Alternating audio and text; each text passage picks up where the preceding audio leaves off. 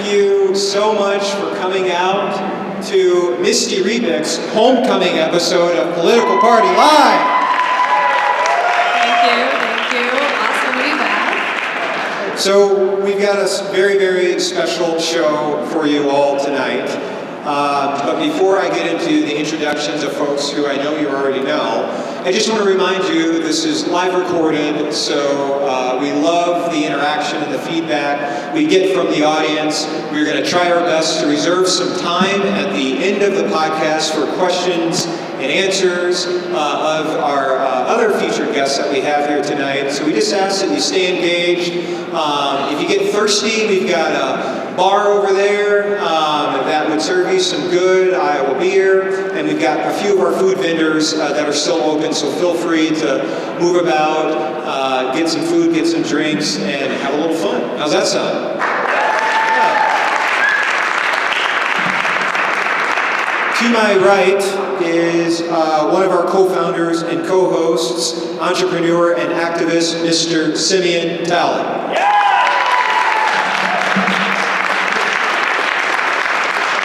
And of course, I am one of the co-founders of this project as well. My name is Stacy Walker. I serve as the Lake County Supervisor and the state co-chair for Senator Bernie Sanders' campaign. And thank you. I love how I get more applause for being a co-chair of Senator Bernie Sanders' campaign in my own county that I serve as the Lake County Supervisor. Thank you for that. And of course, to my left is the state director for Senator Bernie Sanders' campaign, co-founder of Political Party Live, all-around badass, Misty Rebick. Hey, everybody.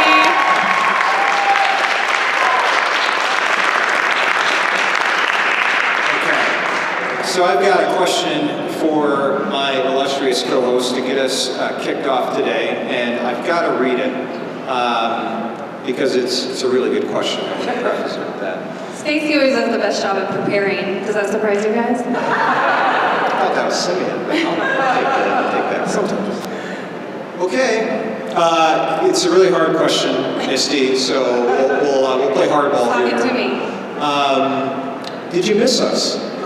Man, I have missed you guys so much.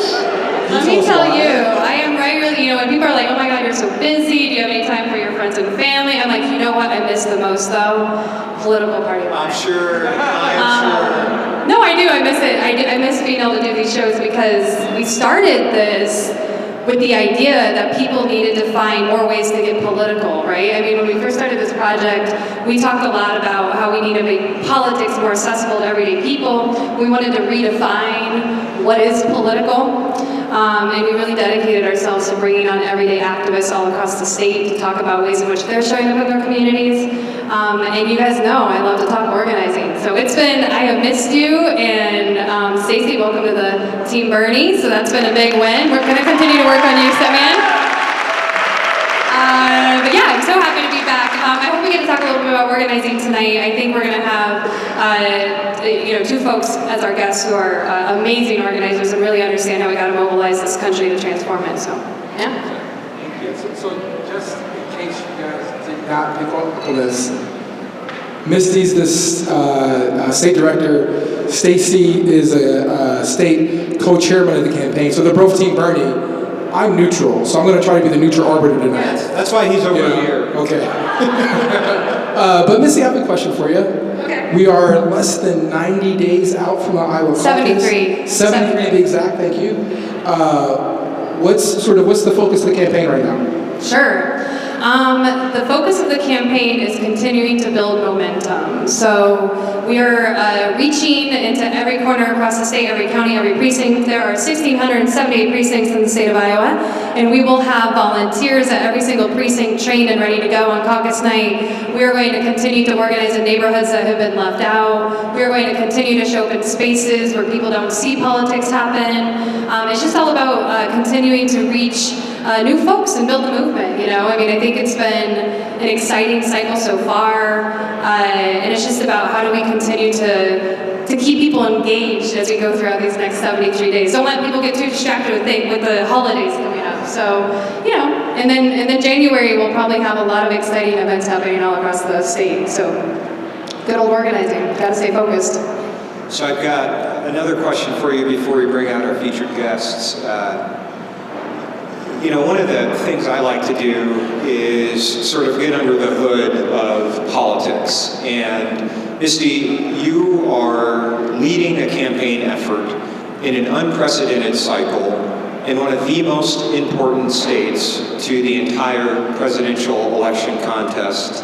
And you are leading the campaign effort for a candidate in Senator Bernie Sanders, who right now, according to the latest polling, is tied for first nationally.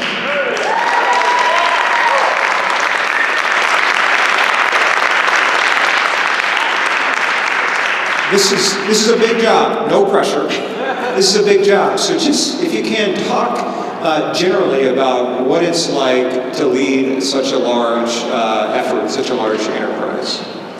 Well, first, it's an honor. It's been such a humbling experience to be joined by so many people who make extremely difficult decisions and personal sacrifices to dedicate yourself to political campaign. So I think unless you've done it before, you don't quite know all the things you miss out on. Like you really have to pause your personal life, move across the country in a lot of places, move across the state. You have to just sort of kind of put your personal things aside to show up for something you believe in. So it's been so humbling and honestly inspiring and encouraging to see people of all walks of life, fast food workers, restaurant workers, factory workers, college students wanting to put their put college on hold so they could come be a part of this, professionals who've been organizing for years, accountants, engineers. We just had an environmental engineer join as a field organizer. It is incredible to be a part of such a talented team of people who believe that it's worth it to put their own personal self-interest, maybe, on pause so they can become something, come together and transform the state and the country. So that's been very humbling and honestly super encouraging, and I learn every single day from my colleagues. And the reason that Bernie Sanders is doing so well right now is because we have the best organizers in the country. I think we have the most talented staff in the country. And I just want to say something about that, because I think the senator is always been facing challenges, adversity, and so part of who we are as a campaign is we're sort of used to that. And so we also hire people who come from that, people who have experienced something in life that, they have a personal stake in this thing, and we try to kind of change the way we do politics by, we do have some Ivy Leaguers on our team, but we try to not just go for the Ivy Leaguers, right? We have a campaign staff that looks like America, just like when Bernie Sanders is president, he will have an administration that looks like America, and that's what we're doing.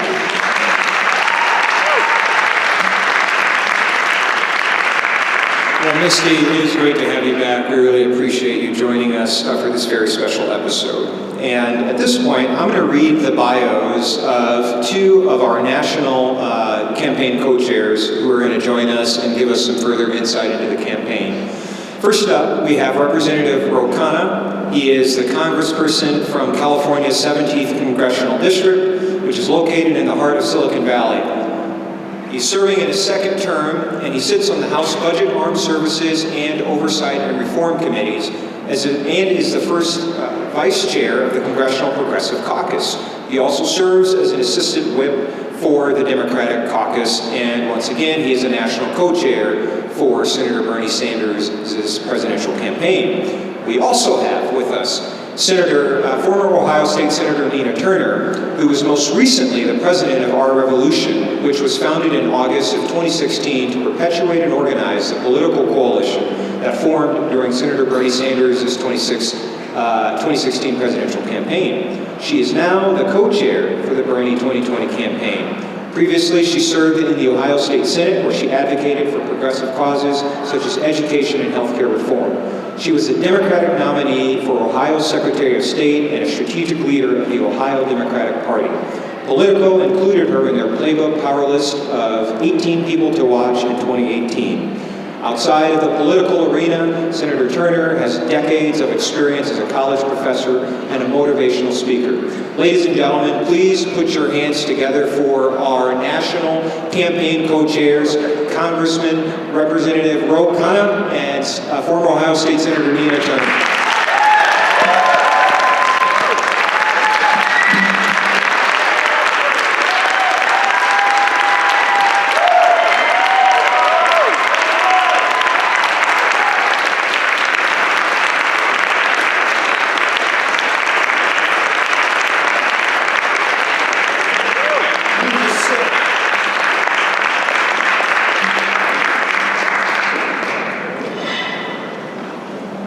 Okay, welcome to Hardball. I'm just kidding.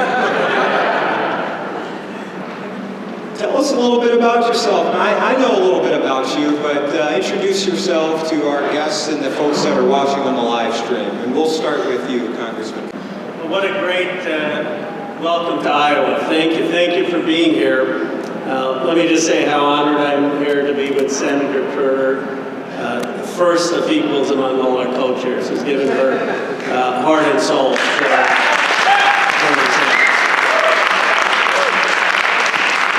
And it's great to be here with three terrific hosts. Everyone knows Stacey Walker's story, but one thing that I don't think enough people realize is he worked with Steve Case and President Obama on tech innovation and the future of jobs and bringing that kind of future to Iowa. So thank you for the work you're doing and your leadership.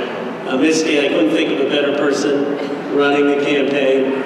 You've been extraordinary. And Simon, I've heard a lot about all your civic engagements and appreciate your being here and appreciate that we share Ohio in common. My wife's family is from there. Let me just be very brief about why I'm for Senator Sanders. I represent Silicon Valley, the heart of a lot of innovation, and I believe that Senator Sanders' platform is the most critical if we're going to prepare our country for the 21st century. And the reason I believe that is if we're moving to a knowledge economy, an economy where we're going to need people, then we have to make the fundamental investments in people. Frankly, we should have done that 20, 30 years ago. And those investments start with everyone having health care without going into debt, Medicare for all. Everyone having access to higher education, college for all, or vocational training for all. I mean, if we had free high school and we had to fight for that, and we got that in 1945, don't you think in the year 2019, we should have more than free high school? Yes. I mean, it's not rocket science. We need to have the internet for all, broadband everywhere. 40% of rural America still doesn't have access to high-speed internet. How can you expect people to have businesses or jobs in their communities or all the work Stacey's doing if we don't have basic high-speed internet? And finally, we need a vision on climate change. And Bernie Sanders has a vision that's going to make us the lead clean tech economy in the world. It's going to create millions of jobs, and it's also going to tackle climate change. So that's why I'm for Bernie Sanders. I believe his platform is the most future-oriented. Thanks so much.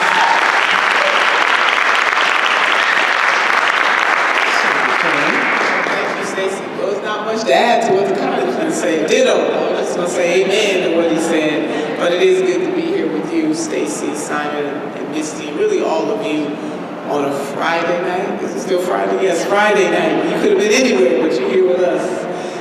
You know, we are at a critical synergistic moment in our nation's history and also human history too.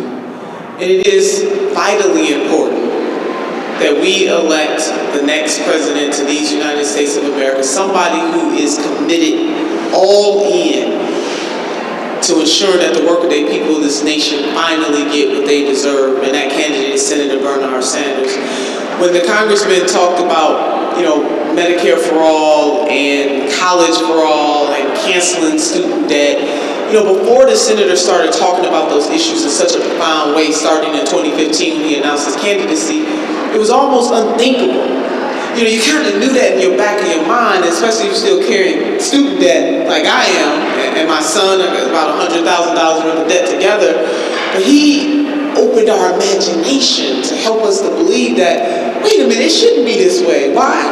Is it because I did the right thing and I tried to change the trajectory of my life that I went into debt? You know, being a first-generation college graduate. Why is it that, you know, having a mother who died at the age of 42 years old and thinking about the need to be able to go and get preventative care, and that our health is our wealth, that in this country we accept the commodification of health care, and not only do people go bankrupt, as the congressman mentioned, people actually die. I mean, he really opened our minds to that. And so, for the folks who think that his agenda is too radical, that it can't be done, one, they need to get the hell out of the way and let him do it since they think it cannot be done. But beyond that,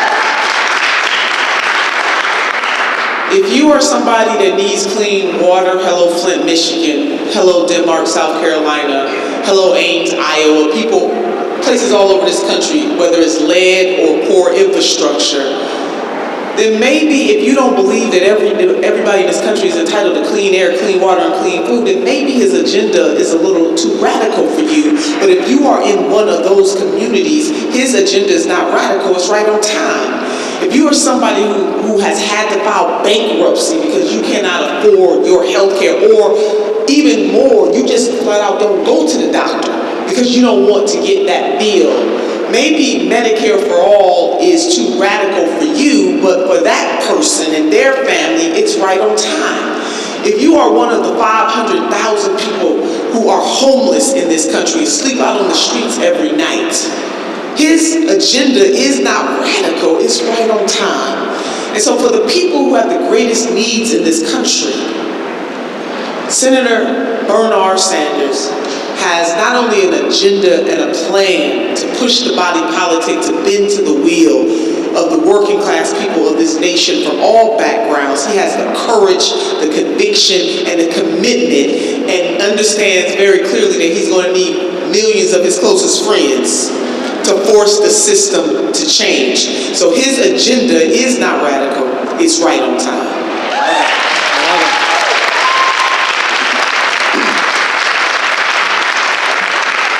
So, since we have so many Ohio connections, Congressman Kano, you said your wife is from there, Senator Turner from Ohio, Simeon Talley, who may not have told you, is from Ohio, moved to Iowa, I think to work on this Senator Obama's campaign in 2008, but also ran for office in Ohio. And so I'm going to give Simeon the point of privilege of asking the next question. Simeon, take us away. So I ran for office, but I lost very terribly, so there's Senator Turner, Representative Khan, it's really a pleasure to be here with you. And people like myself who observe politics from the outside, I'm always curious for people that are practicing politics, people that are part of campaigns at a high level, their real political insights into what's happening. So I just would love to have a very candid, honest, and open conversation with you about where the campaign is at. And my first question to both of you, if you can sort of answer this. A lot of voters, at least what they tell us, is that this election is going to come down to the primary is going to come down to who they think is most electable. Beating Donald Trump is paramount in selecting the next Democratic candidate, the nominee, to go against Donald Trump and actually defeat him. Implicit in some of that is all the other stuff, what you want to do, the agenda maybe takes a back seat to being elected. Someone who can win. So I want both of you to make your most cogent argument as to why Bernie Sanders is the most electable candidate in this field right now. Well, thank you for that, Simeon. I'm glad you asked us that question. There is only one candidate in this race, poll after poll, from 2016 to this very moment, who can beat President Trump. So he has not only the empirical data is out there that shows that he can beat President Donald Trump, the vision is wrapped up into how that is going to happen. People are tired of half measure. We tried that in 2016 and it did not work.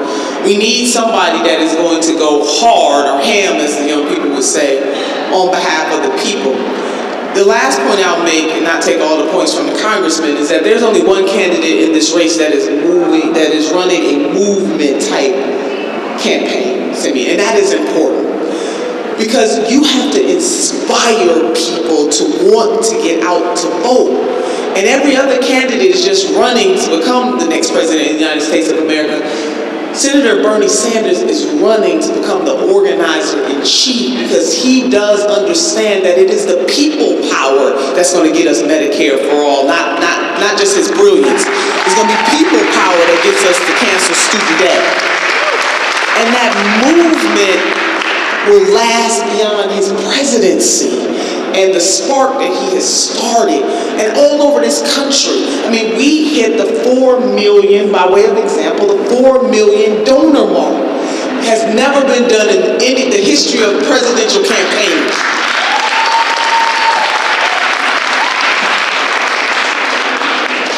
Thank you, Senator Turner, for that. Simeon, I would not have signed up to be a co-chair of Senator Sanders' campaign, even though I agree with Medicare for all and college for all, if I didn't think he had the best chance of beating Donald Trump. Let's just be objective and factual. I mean, Senator Turner brings out all the inspiration. Let me give some of the data. I'm coming back from Washington. We're going to vote to impeach Donald Trump, but it would be a colossal mistake to underestimate him in 2020. A colossal mistake. There was polling out in Wisconsin. He's right now in one poll running ahead of every one of our Democratic candidates, but Bernie Sanders is the only one who's cracked 45%. No other nominee even is within 3 points of him. And the reason that Bernie Sanders runs well and runs best against Donald Trump in Wisconsin, in Michigan, in Pennsylvania, in the states that we absolutely have to win to defeat this incumbent president, is that he has a message that appeals to the working class. He has opposed bad wars. He has opposed bad trade deals. He's been consistent about a $15 minimum wage and unionization and health care. And so when he goes and says, yeah, Donald Trump sold you a bunch of lies, saying that he was going to help forgotten Americans, I actually care and have delivered, it's believable. And the second reason he does the best is, as Senator Turner alluded to, he can inspire voters, minority voters, young voters, to bring out that coalition. We won't win these states if we don't have a huge turnout of black voters, of young voters, in addition to the working class. And he is the one that, as evidenced by some of my colleagues in the House who have endorsed him, young women of color, he is evidenced by all the polling that shows that he is resonating with young people, and given his coalition, I would argue is one of the most diverse. So I fundamentally think he has the best shot of beating Trump.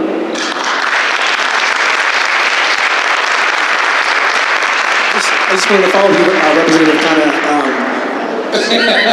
We live in interesting times, the third time in the history of the Republic that a United States president is being impeached.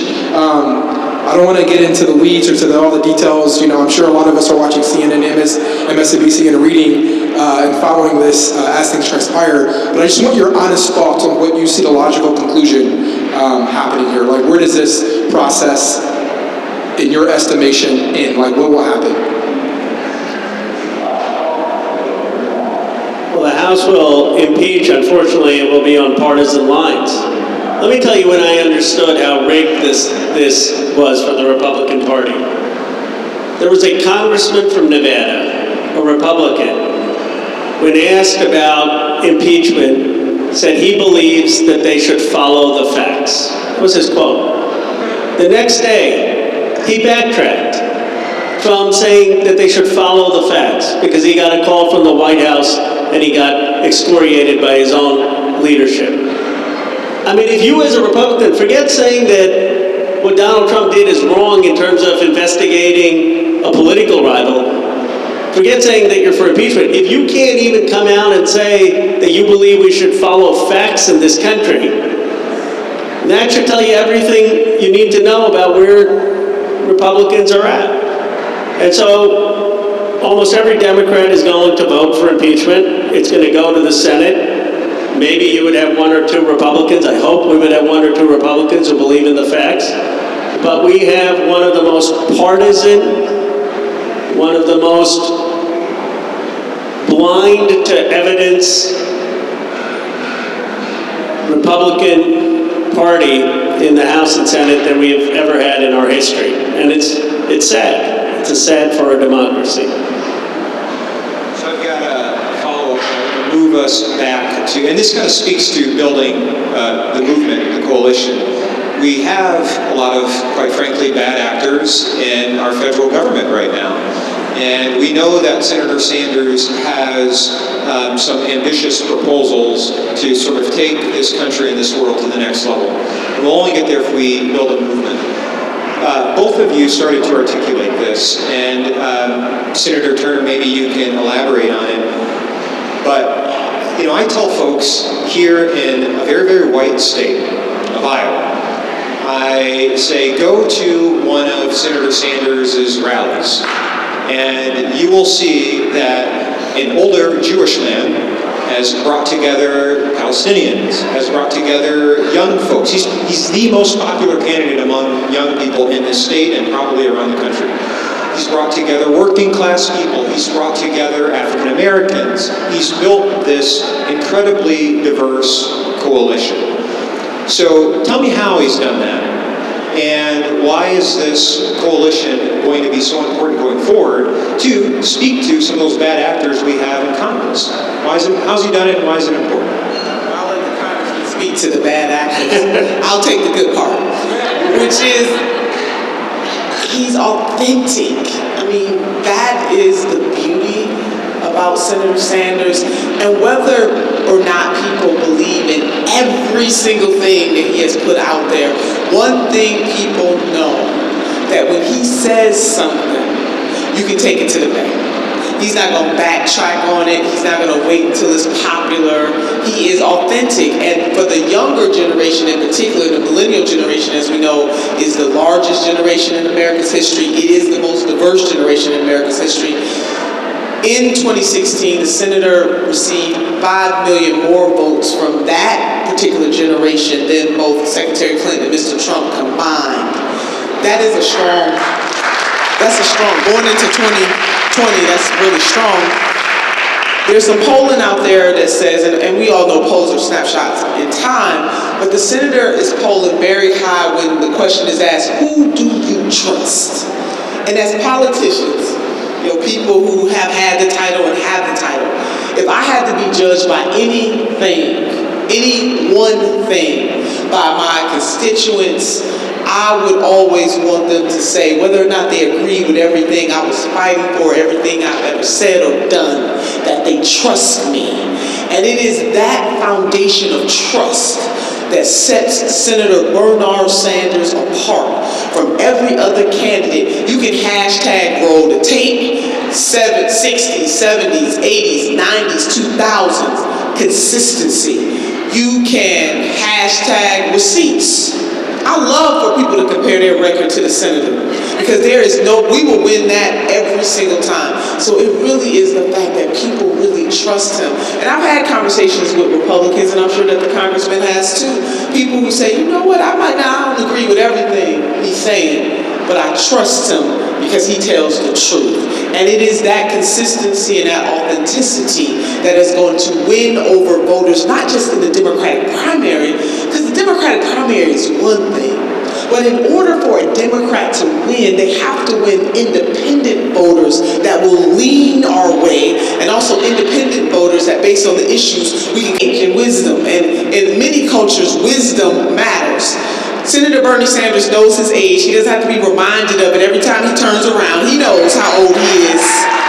And just as we claim to fight against racism and sexism, we should abhor ageism as well, because the one thing that all of us have in common, if we live long enough, we will be 78 years old one day too.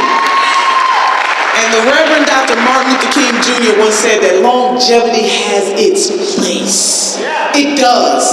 And we can learn a lot from people people who bring the wisdom and the experience. And the congressman is right. When you are in Washington, it's not just about the youngest person or the newest ideas. All of those things can intersect. But you're dealing with a system there where longevity really does have its place, because you need to know what happened 10 years ago, what happened 20 years ago, how all of these things intersect and they fit. And so we as an American society should be ashamed of ourselves that we would throw away our elders, our most seasoned people in this nation. And Western culture is one of the worst, because every other culture on the face of this earth, they give reverence to our elders, and we need to do that. And that don't mean we always have to agree. It's a competition. You know, it's a competition. We get that.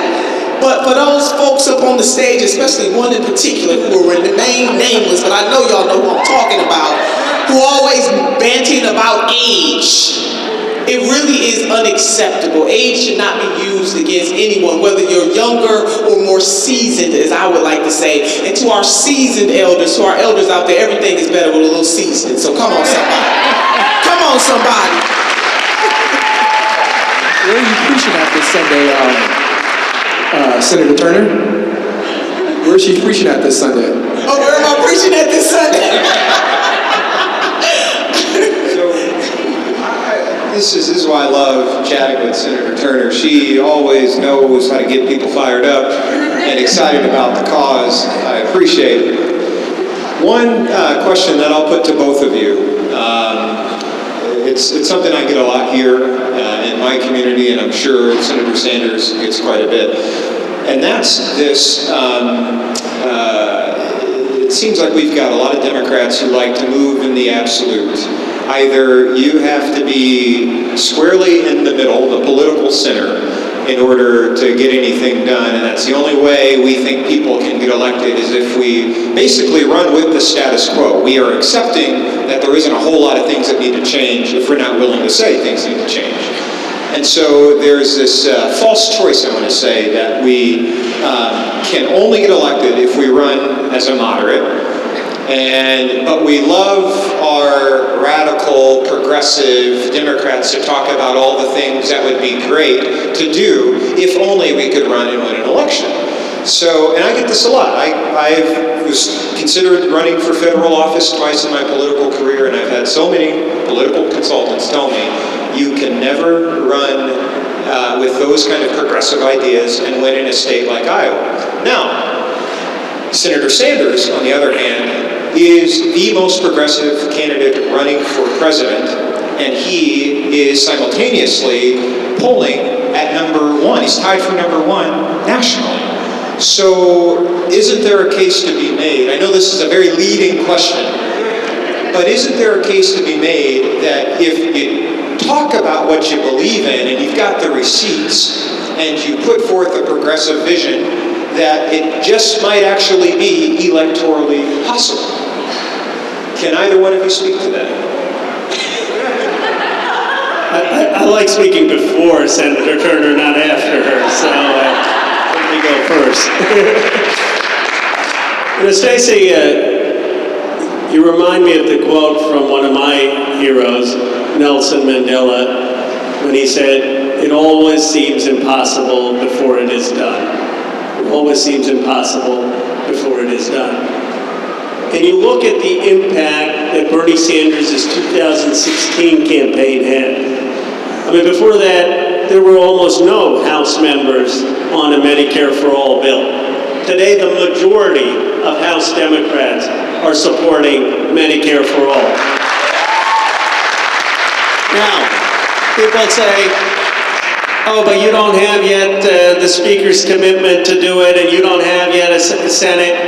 Tell me one time substantial legislation in this country has been passed, whether it was the Voting Rights Act, or the Civil Rights Act, or the Immigration Reform Act, or the ADA, or the Affordable Care Act, where a president went in and the majority was already built. That's not how this country works. There's always people saying, oh, you don't have the votes. And then guess what? We elect the president who delivers the votes. That's what leadership is about. So I have only one request. I have so much faith, actually, in Iowans. The more I come here in the process, I have one request. Please don't vote as if you were pundits. Vote your heart. The pundits have been so wrong about so many things. The pundits got the last two presidents wrong. There wasn't a single pundit on CNN or MSNBC who was saying Donald Trump was going to be president. And before that, they all thought Hillary Clinton, not Barack Obama, was going to be president. Now, I'm not knocking pundits. I'm just saying that it's very hard to predict what a messy democracy is going to do. And if we all start becoming pundits, thinking about electability, I was on Seth Meyers last night. I was talking to his producer who had family in Iowa. He said, my family, they're not going to caucus for Bernie. I said, oh, okay, why is that? They said, well, they believe in their hearts that Medicare for all is right. They just don't think Medicare for all is electable. I said, we've got to stop thinking about our ability to project what is electable or not. If we all just vote for what we think is right, that will become electable.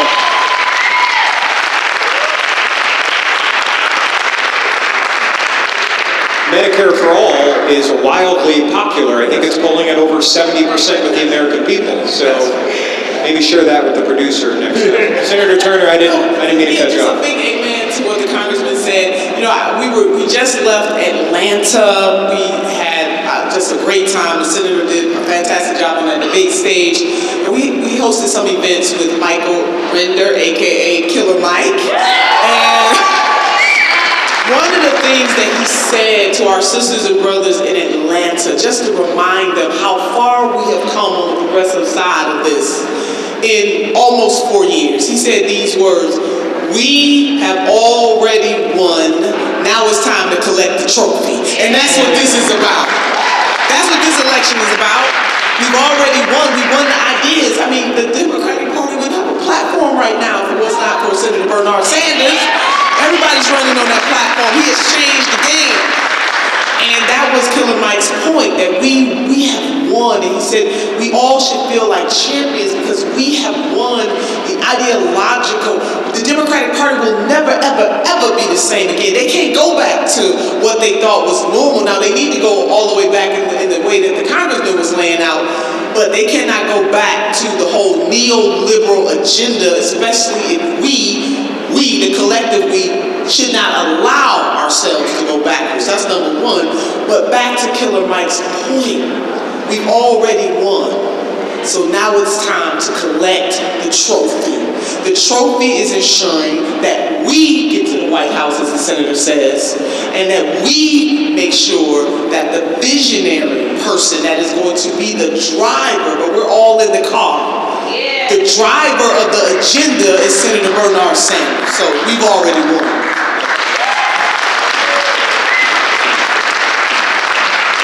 So I think if I heard that right, Iowans want Killer Mike to come to Iowa. Is that right? Yeah!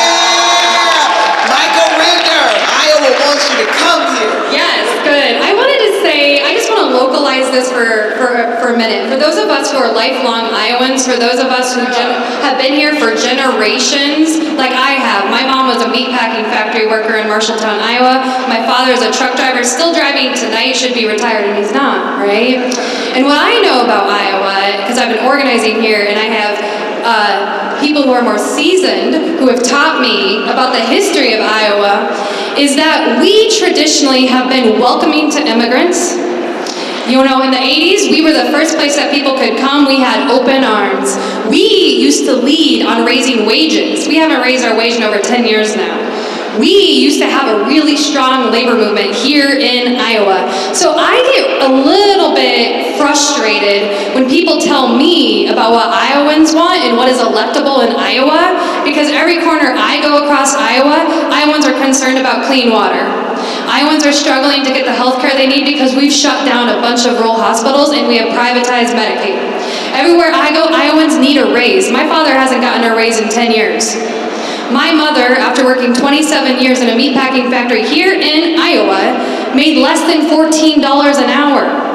Okay? So these issues do resonate with Iowans. And you know how we know that this campaign resonates with Iowans? Because 44,700 Iowans have have been action takers on this campaign since the summer, 44,700, okay? And not only that, but they're funding this campaign. We have over 10,000 individual donors in the state of Iowa, and you want to know who they are? They're teachers. They are the teachers who are funding this campaign. So I think the thing that I do as, like, I'm here in the state of Iowa. I'm an Iowan, so proud to be Iowan. Like, I am not here to pull the party, you know, and I learned this from Representative Ocasio-Cortez. This is great. I am not here to pull the party left. I am not here to do a lot of things that we are accused of doing. I am here to bring all of us home, because this is our home, right?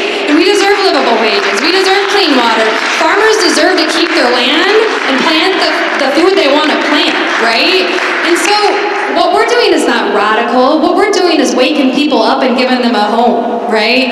And we do that through movement. We do that through, snowballing off of the things that have already been happening. The rising up that has happened in the last 10 years through movement politics, through 15 in a union, through Black Lives Matter, through the Women's March, through all these different things that we've been seeing. This is just a collective, this is a collective movement about that. And the country's ready for it, and Iowans are ready for it. So I just wanted to localize that a little bit, because we are talking about this on a national level, but what I see every single day in this campaign, what I've seen my whole life, is these things are not radical. These are things that Iowans need, and that's why we're going to win.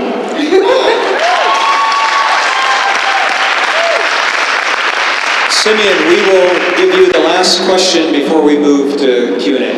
Better be a good one. All right. Well, in the preparation for this conversation, we did take some questions from Twitter, which is a blessing or a curse. And I did think one of the questions that we got from Twitter deserves being raised here while we have both of our esteemed guests.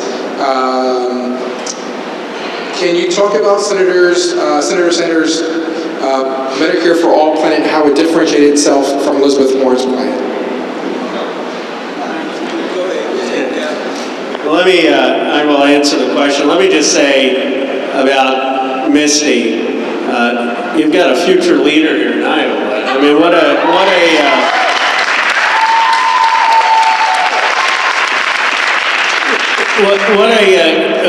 terrific story about your parents moving, a story. But I tell people, when I was in Iowa, I think it was last time, and because of impeachment, I had to go on television. So you go to the studio, and guess who's for Bernie Sanders? The makeup artist and the person behind the camera, the cameraman. That's how you know who his supporters are in this state. It's people like Misty's parents. It's working families, people who have been working hard. We've got the hardest working, most talented workforce, American workers in the world. And yet they haven't gained from the productivity. That's the simple story of the economy that Bernie Sanders understands. And people get it. That's why they're the ones behind his campaign. Now, on Medicare for All, I think the first distinction we need to make is between those who are for it and those who are against it. And let's just be very clear. That's the first distinction. Now, in the camp of those who are for it, which is both Senator Sanders and Warren, and I'll get to your question, they're in the company of Harry Truman, who first came out for Medicare for All. They're in the company of John F. Kennedy. They're in the company of Ted Kennedy. They're in the company of Lyndon Johnson. They're in the company, by the way, of Barack Obama in 2003, who came out for a single-payer system. This has been part of the Democratic Party platform going back to Harry Truman before it was pulled out at some point in the 1980s. So when people are talking about, this is going to take away your freedom, I say first, how many people here are on Medicare? How many of you think your freedom was taken away? I have yet to meet a single senior in my entire campaign who thinks somehow their freedom is being taken away. These are the same arguments that Harry Truman had to fight against. These are the same arguments that John F. Kennedy had to fight against. I thought Republicans would be making that argument, not Democrats. Not Democrats. But the commitment, I'll tell you what the difference is. The difference is that Bernie Sanders' commitment to this issue is core to everything he has believed, and that's why he has said on day one on week 1 of his presidency, he's going to fight and push for Medicare for all. And I'll tell you, and then I'll let the senator answer something. I'll tell you, and it's not criticism of anyone else. It's my own observation of politics in Congress and the presidency.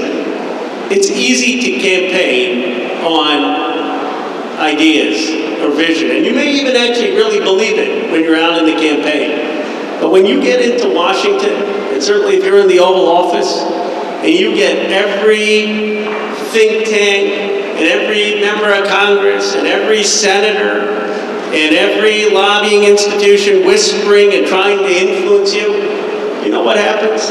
You end up fighting for that which is deep, deep in your heart. And it's not that you abandon the other things, it's that they don't become as urgent of priorities. And I know with Senator Sanders, this is deep in his heart. There is no one in the field who is going to fight harder, who's going to give it everything in their being for Medicare for all than Bernie Sanders is.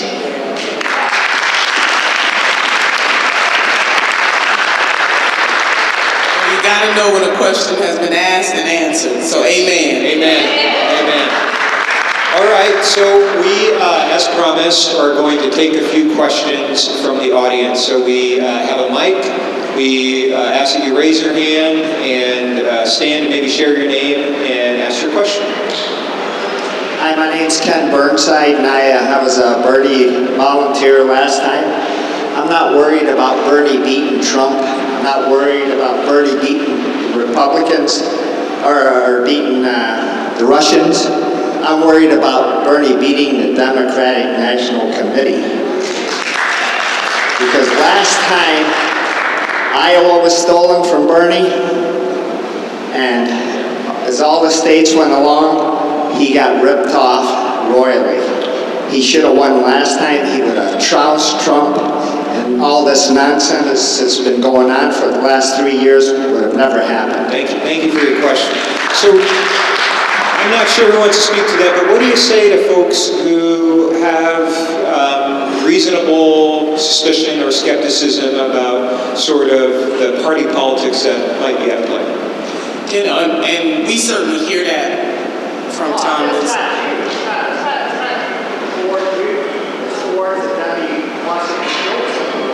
Oh no, I trust me, I know. No, I'm with you. I agree with you. You know, I was a delegate for the senator in 2016. I was in Philly and I watched the tears and the emotions of the Bernie-crats there and how the Bernie-crats were treated really like a mess by the Democratic National Committee, disregarding the Bernie-crats and their feelings, and it was really a horrible, I have horrible memories about what happened to Bernie-crats in 2016.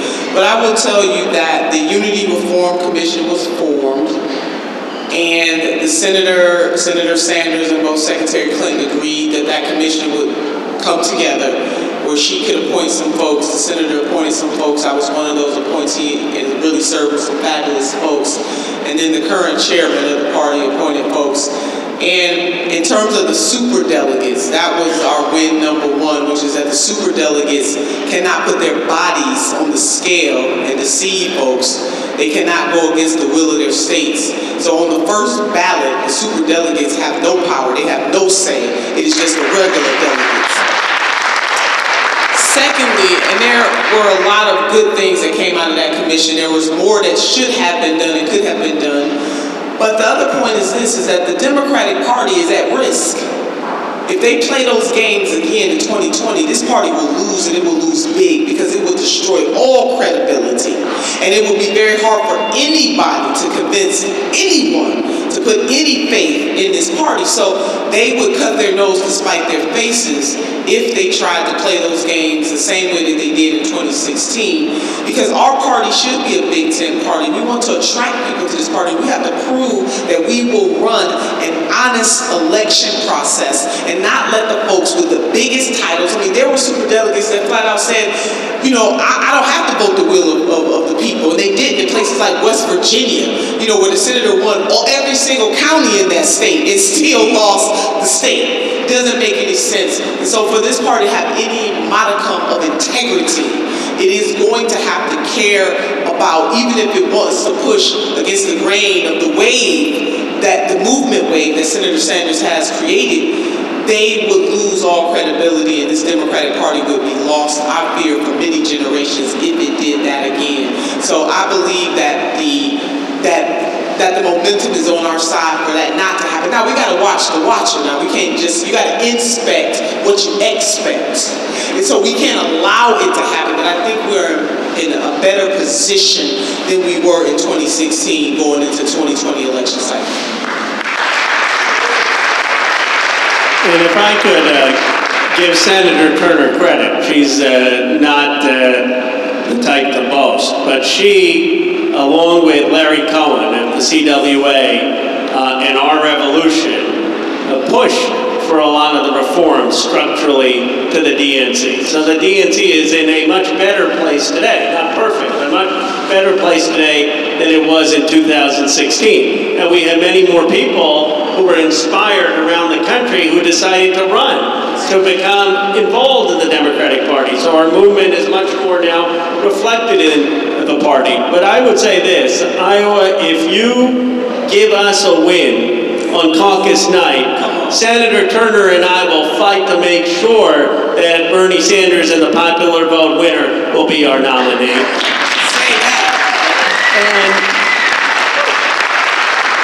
And I would say just two other things, because I get this all the time, frustration with the process, why should it matter? And there are two people I think of when people say that. One, who may not even be for Bernie Sanders, but is a colleague of mine, John Lewis. And I think about how he was beaten on the Edmund Pettus Bridge to get the right to vote.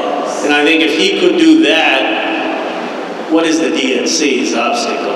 I mean, our fights seem so insignificant compared to some of the fights that people like John Lewis have to undertake. So we need to do our part to continue to perfect democracy. And I think of my own grandfather, who spent 4 years in jail during Gandhi's independence movement, fighting for human rights and freedom. Yes, there are obstacles to political reform, but there are a lot of people who have sacrificed an extraordinary amount to get us to this point. And we owe it to them to fight for the further reform and perfecting of our democracy.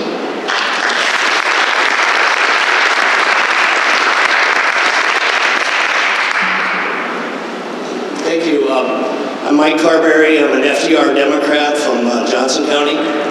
And last cycle I had the pleasure of sharing the stage with Senator Turner. And Ro, you are correct. It's always better to go before her than after her. I'd like to thank Senator Turner for her leadership for All Revolution. I'd also like to thank Ro for his leadership of bringing high-tech jobs to Iowa and Jefferson, Iowa. And that's a plan that I think you should share with Senator Sanders, and you probably already have, and we can replicate that all over the country.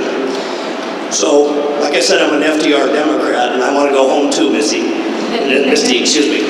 So, FDR had the second New Deal that never got implemented.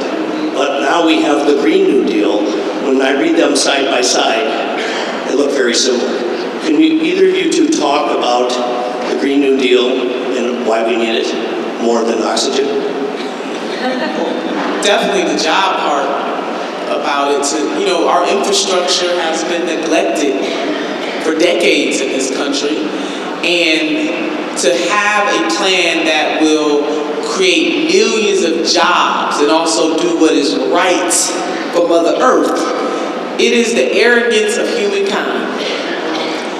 All that we have done generation after generation to neglect the one Earth that we have. And now we will have the opportunity, and Senator Sanders' $16 trillion worth of investment of our tax dollars, because it is our money to make those investments to save her, is a really big deal. So the job portion of it, but also the environmental portion of it, makes this a winning proposition. And then my last point before it goes to my colleague is that when the senator talks about the Green New Deal and climate chaos or climate change and the things that we are obligated to do for ourselves and for generations yet unborn, he talks about this in a global way. Because there are many things that we're going to need leaders from other countries to participate in, and this is the number one thing. In other words, we cannot be on the right track as a country and then not invite, engage, lead, partnership, form coalitions with our sister and brother leaders from other nations. This is a global crisis, and it deserves a global answer, and the senator has already gone on record saying that he is going to lead the world in making sure that the Green New Deal, not just in the United States of America, but that we have a Green New Deal for the world.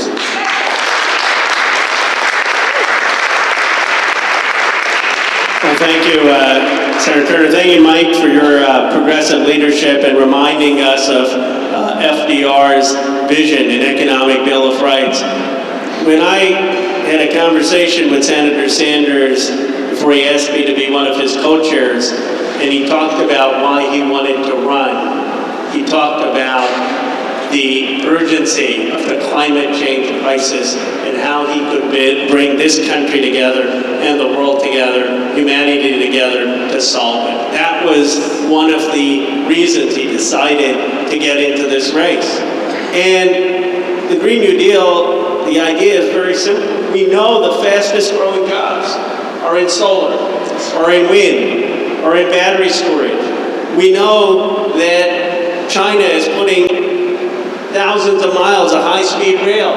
They're investing and leading in electric vehicles. Let me ask you, I don't care if you're Democrat, Progressive, Republican, or Libertarian, don't you think the United States should lead in the energy industry of the future? That's what the Green New Deal is about.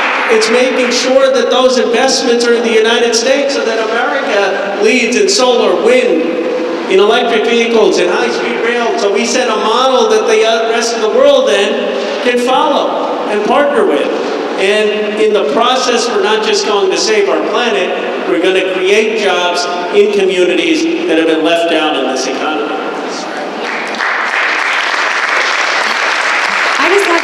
I just want to localize the issue really quickly because we're in Cedar Rapids, Iowa, where one of the most devastating floods occurred in 2008. And just today we learned actually that the 3 levees on the Mississippi River that are likely to fail, they protect more than 20,000 Iowans, and $2.9 billion in property are going to be gone. We cannot afford to do nothing. Iowans cannot ignore climate change. We see it every spring. Farmers feel it every spring, summer, and fall. This is an issue that the senator has taken seriously for, I don't know, over a decade. And we just held the first and the only climate crisis summit in Des Moines just a couple of weeks ago. More than 2,000 Iowans came out and sat for 4 hours to talk about climate change in Iowa. So this is affecting all of us, and I just think it's important to say that we have the climate candidate, and he is talking about in every corner in Iowa. He's leading on it, and speaking of pundits and pollsters, that's something they would probably recommend you don't do. But we have no other choice. We've got to talk about it. It's hard to talk about. It's uncomfortable, but it's something that we have to do for the sake of Iowa and for the sake of this country and the world and the future. You know, one that just occurred to me is at some level this campaign is about people's belief in America's capacity to do big things. When John F. Kennedy gave the famous speech in the early 1960s about going to the moon, you know, we remember the oratory and the rhetoric. That's not how it was covered. Back then people said, oh, how much is this going to cost? Is this going to bankrupt us? Is this achievable? But it was visionary. And I believe that the Senator's Green New Deal is similar. It's visionary. And the choice we have in this election is very clear. Do we believe as a nation we're still capable of big things? If you believe that, if you're a dreamer, if you believe in real optimism of America's promise, then I believe Bernie Sanders is the person who's offering that. Since we're all commenting, I'll just share at the climate conference that the senator hosted in Des Moines. I got a quick moment with him backstage, and he said, you know, Stacey, when I ran the first time around, and I was talking about this being one of the biggest threats facing humanity, he said a lot of people laughed at me. A lot of Democrats laughed. And he said, you fast forward to now, and everybody is realizing what the science has been telling us for decades. We've got about 11 years before mass action needs to happen to course correct. Otherwise, as Mike intimated, nothing else matters. If the planet is uninhabitable, then all these other policy ambitions are futile. I also met, for the first time, Molly Crabapple, who is a Brooklyn artist, and a good friend of mine, Oliver Hidalgo, told me the night before, he said, you don't know a whole lot about her, but go watch this video she did with Congresswoman Alexandria Ocasio-Cortez. And the video, you guys, it's 7 minutes long. It's well worth the 7 minutes. You can find it on YouTube. It shows a world of what could be if we all mobilized and passed a Green New Deal. And that is the stuff, that is the optimism of America's promise that we need to talk more about. These big things that we can do if we just decide to believe that we can. Another question? We'll take a couple more questions before we have to get out of here. Okay. My name is Chris. I'm from Kirkwood Community College. I've heard a lot of people like, oh, Green New Deal, canceling student debt, like Medicare for all. How are you going to pay for it, right? How is this even possible? What do you say to that? Well, people don't question when we give tax breaks to multimillionaires and billionaires to the tune of trillions of dollars. We're going to pay for it by not giving those tax breaks to them. President Trump, the last tax break was about $1.6 trillion. It's the amount that it would take to cancel student debt. Imagine if we had canceled student debt instead of giving multimillionaires and billionaires tax breaks, the relief that we could have gotten. The congressman is really on this good theme about, how do we suspend our disbelief? Or how do we imagine a world and a nation that is different than the one that we have right now? How do we begin to dream big dreams and then to actually fight to make those things happen? So when we were asked to bail out Wall Street during the Great Recession, we as a people didn't bat an eye to do that. So why is it complicated? So it's not complicated to bail out Wall Street, but when it comes time to put a down payment on Main Street, people got problems. That just messes with me in so many ways. We can do this.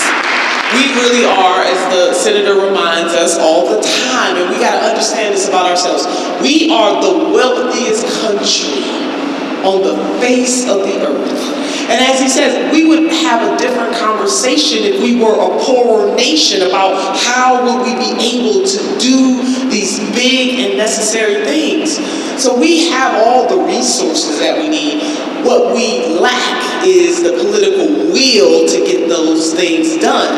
And that is why great life-altering change never happens mainly because you have people with big titles. They happen from the grassroots demanding that they happen. So we have the money, memo not just to Iowans, memo to the entire nation. We have the money, we have the resources, we can get this done.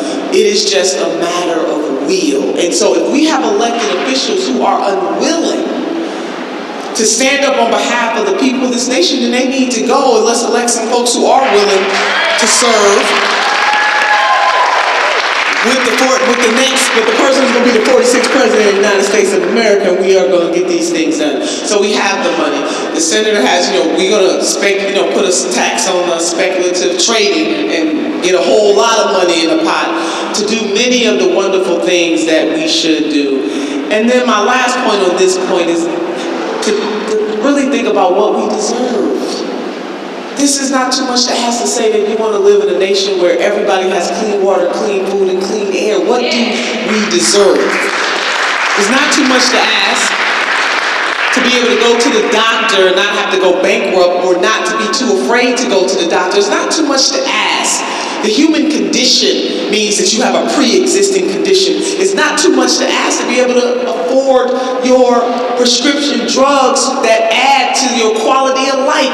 It's not too much to ask for a mama or a daddy to be able to look into the eyes of their babies, and their zip code shouldn't dictate the quality of education that that child gets or does not get. But for a mama, a daddy, or a grandparent to look into the eyes of their children and say to them, baby, if you want to go to college one day, you will be able to go to college one day. It's not too much to ask. So we really do have to demand more. We do deserve better than what we have been getting. And that is the fundamental message of Senator Bernie Sanders that is very much weaved into the quote that I have taken on the road all the time from Congresswoman Barbara Jordan, when she said, what the people want is very simple. They want an America as good as its promise. And that is what this campaign is about. Millions of us coming together to create an America in Iowa, an America in Illinois, an America in California, an America in Ohio, an America that is as good as its promise. Preach. So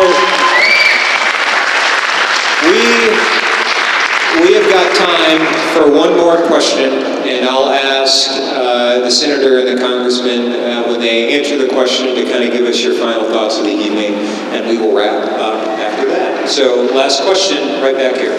Thank you. I'd like to say first that I appreciate the stance on healthcare, as my mother also passed away from not having healthcare. She was self-employed, single mom, did daycare in the home. She was 62 from stage 4 breast cancer, so I appreciate the healthcare. I more than appreciate the environment being a central issue, because obviously without the earth, none of the rest matters. So with those things in mind, I'd like to ask, as a kindergarten teacher, would Sanders support passing collective bargaining at the federal level for teachers and other public employees, as it has been stripped at state levels, such as it was here in Iowa?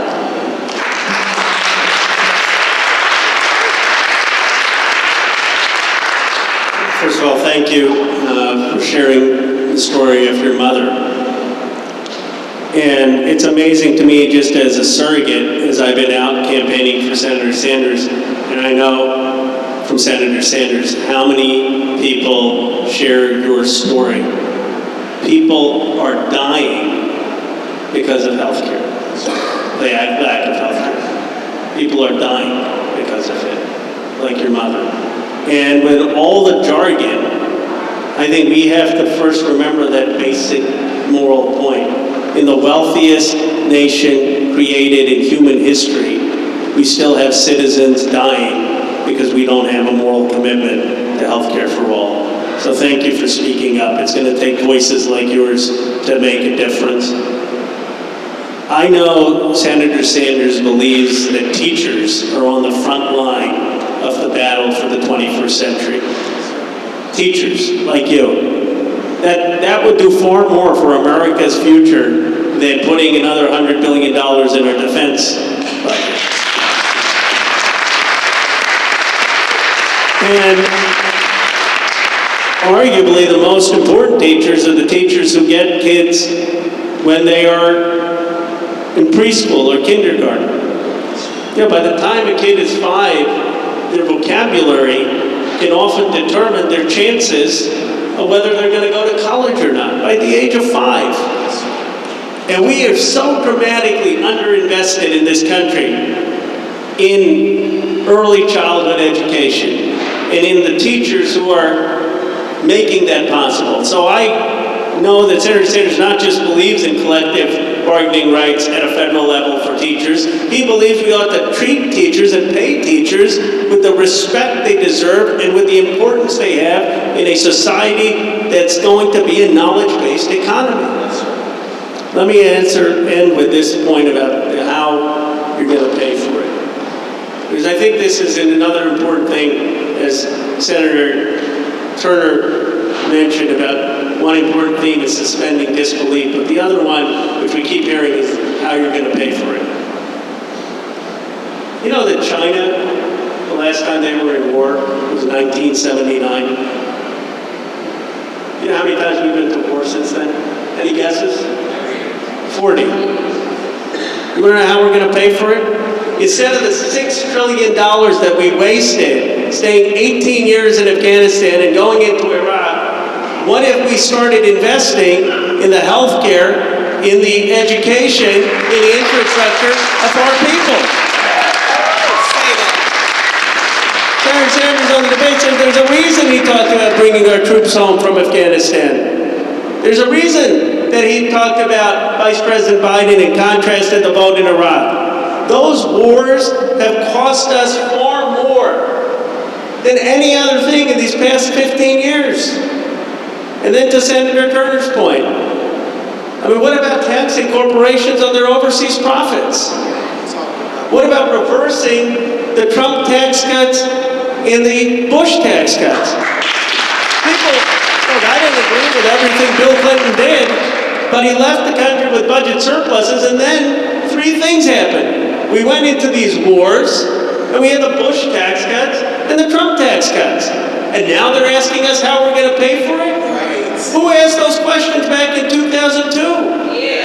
Who asked those questions in 2004? So, at the end of the day, you know, this is really what Senator Sanders stands for, is a moral vision of this country. And you either believe that this country is one where every person has dignity and has an equal right to be a participant in democracy and an equal right to the education and healthcare to give them a shot at the American dream, or you believe that this country is there for the very few. That's really what the difference is. And it's not a philosophical debate, it's a debate about power. It's a debate about power. And you see this even in candidates flipping their positions. They start out pretty idealistic because they know, I mean, you don't have to be a Nobel laureate economist or someone who understands healthcare to know that Medicare for all is the right policy. But then they start to get these think tanks and they're funded by these interests. Oh, you can't be for that. You got to moderate. And soon you start to see people moderating on the campaign trail. And then if they get elected, you know what happens? They start moderating when they're in the White House. And their whole careers, it's not that they're bad people. They know what's right. It's just that the pressure, they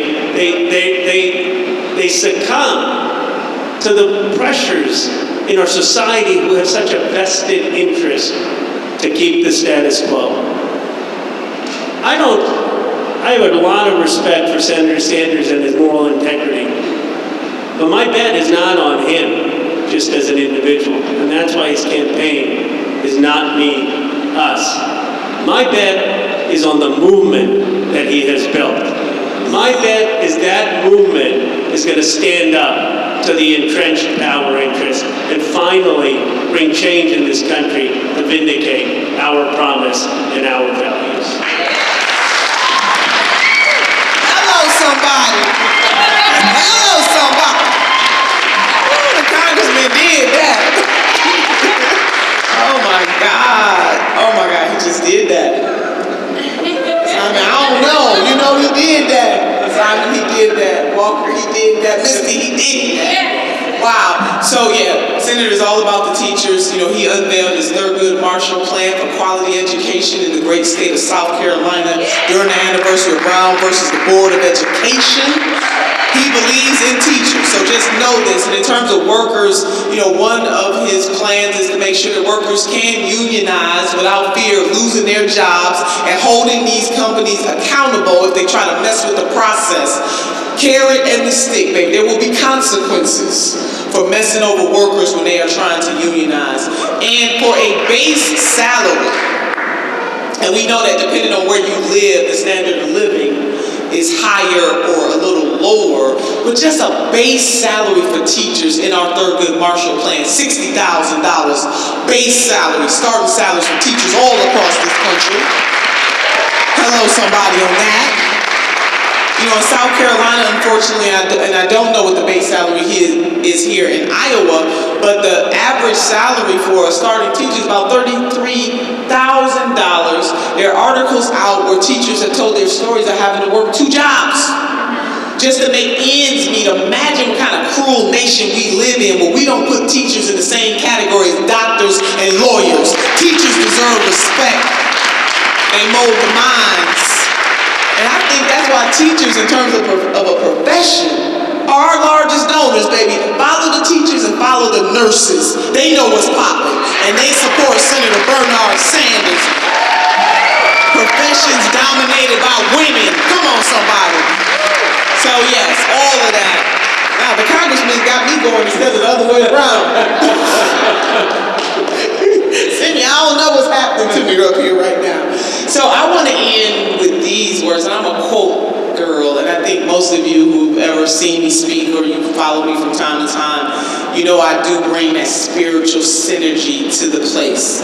And so I want to end my remarks by something that was told for me when I was feeling really down about what type of progress we can make as a nation, and mainly in my own state, because Republicans, I was running for Secretary of State in 2014, Republicans had suppressed, the vote, and winning by cheating is not really winning. And I was just feeling so frustrated. And the Reverend Dr. Otis Moss Jr. of my home city and state, Cleveland, Ohio, said these words to me. And he has the kind of voice like James Earl Jones. I mean, it's kind of what I envision God's voice would sound like. It's deep, like rivers. And he said these words, and so I want to leave his words with you.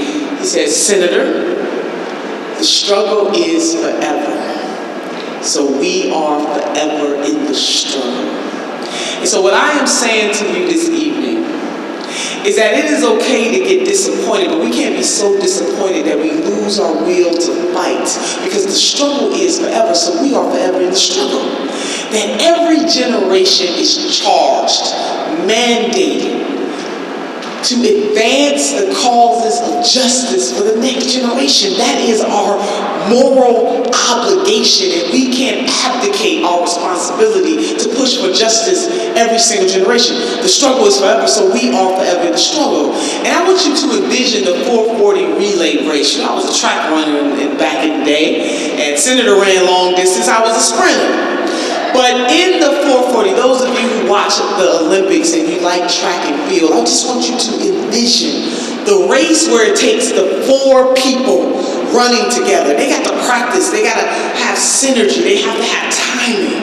And the first leg of the race passes the baton to the second leg of the race, passes the baton to the third leg of the race, and then the third leg passes it to the anchor, whose job is to bring it home. Each leg of the race has a responsibility. The first leg's job is to advance to get the lead, so that the second leg can keep the lead and advance the lead, so that the third leg can keep the lead and advance the lead. And then the baton is given to the anchor, whose job is to bring it on home. Sisters and brothers, the struggle is forever, so we are forever in the struggle.